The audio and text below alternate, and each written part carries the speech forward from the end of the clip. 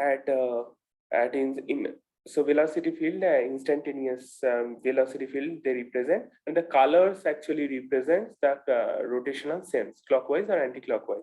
So if I just play this animation again, so you see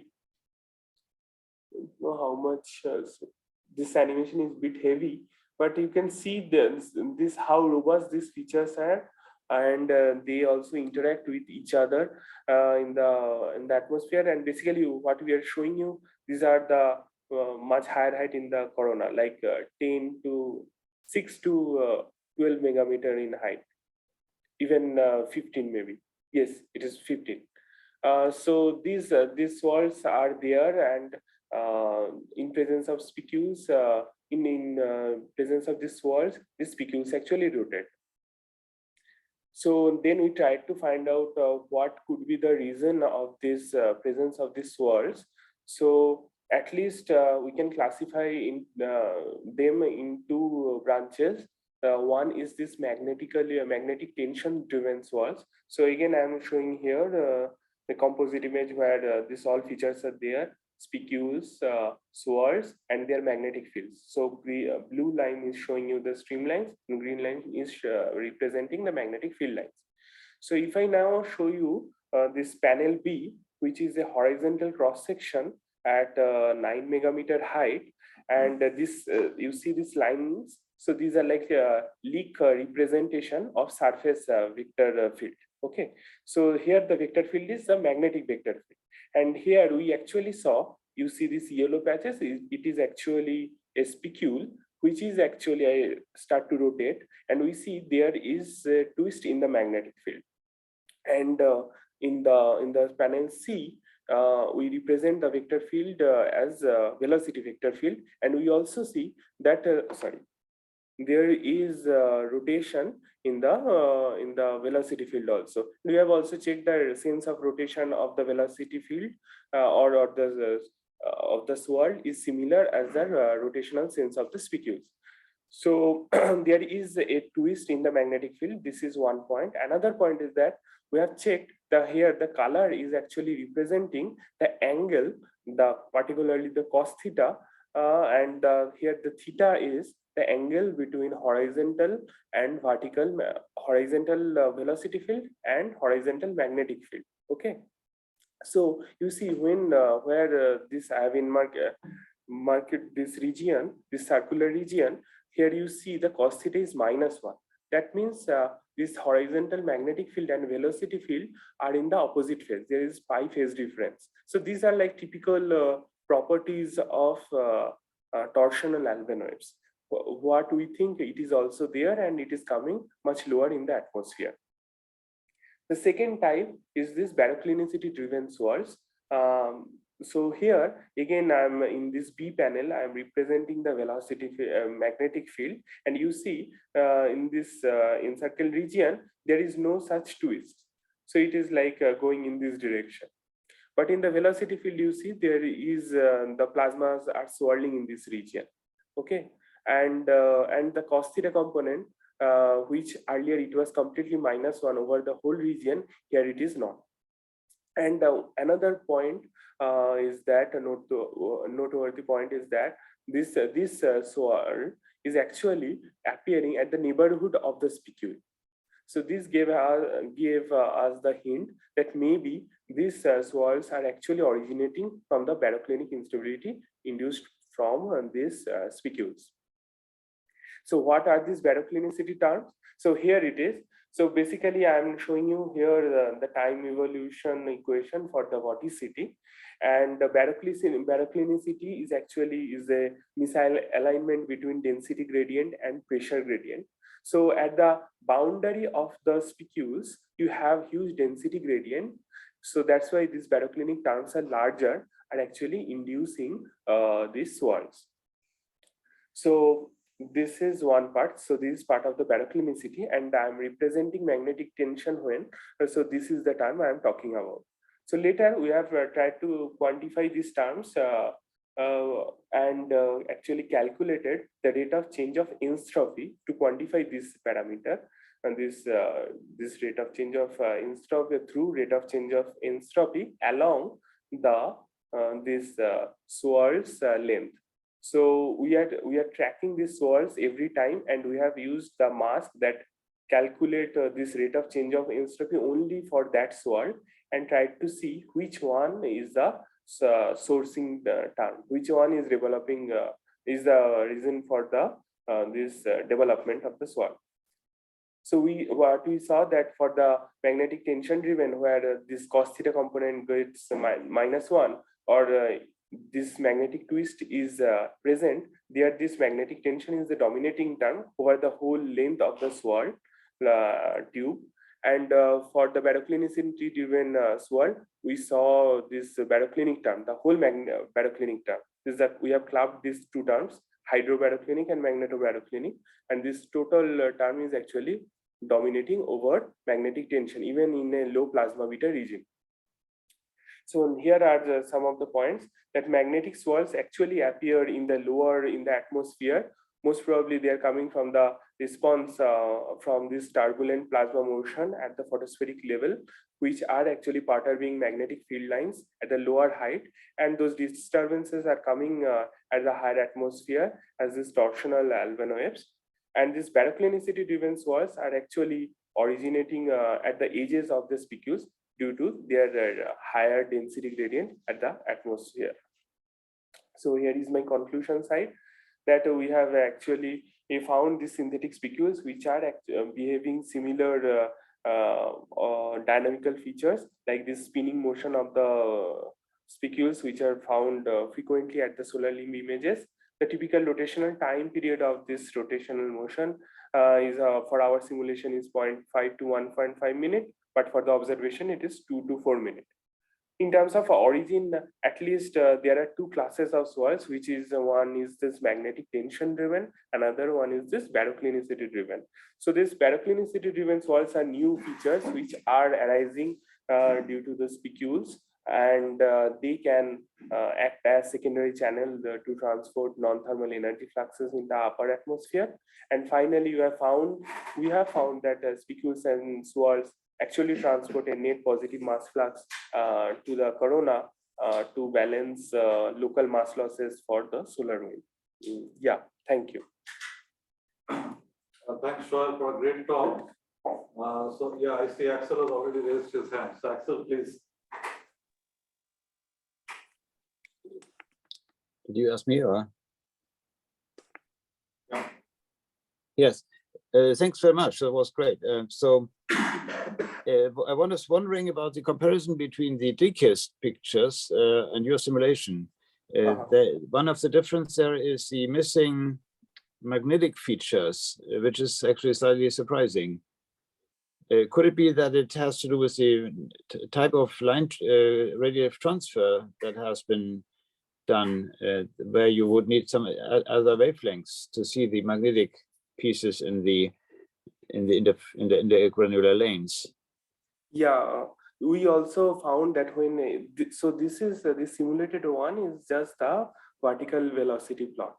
So we showed here to actually represent the typical length scales of these granular cells. So we actually calculated these magnetic fields, and we saw that at intergranular lengths, those magnetic fields are actually accumulated. But as it is not an intensity plot as such for some particular line, so we don't expect also to get this kind of features. So maybe you were referring to these brightening-like structures in the intergranular lengths, which represent probably the magnetic fields. So we don't actually really see them in this vertical velocity plot. Yes, but right. Those are there. So that is just the way we are representing it. Those are there. Yeah, right. Yeah, great. The radiation transfer that you do is still gray. Is that right? That may actually be worth exploring to what extent that actually makes a difference. Yeah, and it's not that difficult. One could just start with, for example, 4 bins, 4 frequency bins, as other people have been doing. So you could check with people like Open Outland and others who are actually doing multi-bin blind transfer. We have already a loop over frequency bins in principle. Just need Okay. to implement the corresponding data for that. Okay. Okay. Yeah. For now, for the timing, we are using this gray approximation. Maybe in future we can try to see what differences can come and what features. I mean, if it doesn't make much of a difference, that's actually also extremely interesting. But Okay. many people don't know that, or no, we don't know whether it makes a big difference. Right. And actually, many people don't even know that the pencil code is able to do these kind of highly realistic simulations already. Yeah. Okay. Thanks. Thanks, Axel. Yeah, I'll try. Yes, Matthias has a question. Yes, thank you for the talk. And I most likely missed it because it could be that you have said that clearly, but didn't arrive. So did you include Hall effect and ambipolar diffusion in the model? No. No. No. So, but so I don't know the numbers by heart, but corona is a dilute plasma and it's magnetically dominated. So one could think that these effects are not completely negligible. Do you, for instance, have a number for this product of Larmor frequency and relaxation time, which omega b times tau, or tau is a relaxation time? This parameter would indicate that the Hall effect is relevant if it is bigger than unity. Right. Do we have a guess for that number? No. For that, for the timing, I couldn't give you the number, but the ambipolar term, maybe it is it will be important in the chromospheric regime. But Hall term I can't say now. But actually, what the motivation was that we tried to build it from a simple model and then try to incorporate this diffusion terms, like people use these general diffusion terms, these general induction equations, where they have this magnetic resistivity, ambipolar diffusion, Hall terms, everything is there, like this Sycora's paper. But yeah, so this in this Sycora's paper, they actually included, when they include this ambipolar diffusion and Hall term, only that time they got these jets. But without incorporating ambipolar diffusion and Hall term, they couldn't get it. But we got it from even the MHD perspective. So actually, yeah. So if you could get it even without these non-ohmic terms, so what is then the difference between the models? Because they don't get it, Martinez, Sikora. They can't get it without these terms, but you can get it without these terms. So there must be another difference between the models.